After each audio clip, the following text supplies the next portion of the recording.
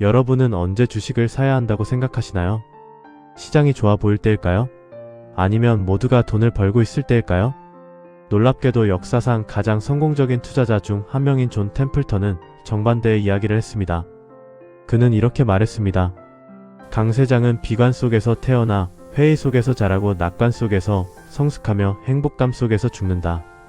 그리고 그는 시장의 움직임을 단 하나의 강렬한 표현으로 설명했습니다. 주식시장은 항상 근심의 벽을 타고 오른다. 주식시장에서 대부분의 사람은 같은 실수를 반복합니다. 시장이 떨어질 때는 공포에 질려 주식을 팔고 시장이 크게 오르면 그제야 뒤늦게 들어옵니다. 즉, 가장 싸게 팔고 가장 비싸게 사는 것입니다.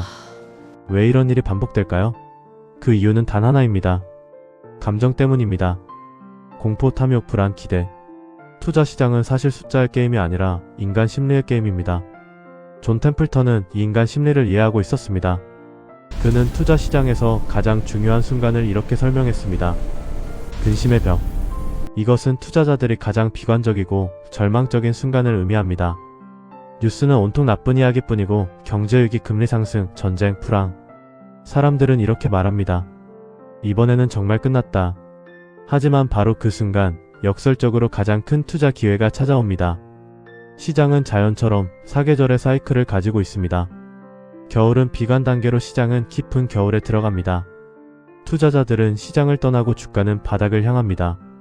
하지만 이때 가장 위대한 투자자들은 조용히 준비합니다. 봄은 회의 단계로 경제가 조금씩 회복되기 시작합니다. 하지만 사람들은 여전히 말합니다. 이 반등은 오래가지 않을 것이다. 바로 이때 시장은 근심의 벽을 타고 오르기 시작합니다. 걱정이 많을수록 시장은 오히려 상승합니다. 여름은 낙관 단계로 경제는 좋아지고 주식시장은 활기를 띱니다. 사람들은 다시 투자 이야기를 시작합니다. 언론은 연일 신기록 갱신을 포도합니다. 하지만 이때 초기 기회는 이미 지나가고 있습니다. 가을은 도치 단계로 마지막 단계입니다. 사람들은 말합니다. 이번에는 다르다. 주식은 계속 오른다. 투자가 유행이 되고 투기가 시작됩니다. 그리고 그 순간 시장에는 다시 겨울이 다가옵니다. 투자의 역사는 반복됩니다. 공포, 회의, 낙관, 도치. 이 4단계는 수십 년 동안 계속 반복되었습니다. 마치 사계절의 순환처럼. 존 템플턴은 우리에게 이렇게 말합니다. 시장이 가장 어두울 때 가장 밝은 기회가 숨어 있다. 투자의 진짜 능력은 미래를 예측하는 것이 아니라 감정을 이겨내는 것입니다. 시장이 가장 무서울 때 냉정하게 판단할 수 있는 사람만이 다음 상승의 기회를 잡을 수 있습니다. 시장은 언제나 근심의 벽을 타고 오릅니다. 그리고 그 벽을 넘을 용기가 있는 사람에게만 기회가 주어집니다.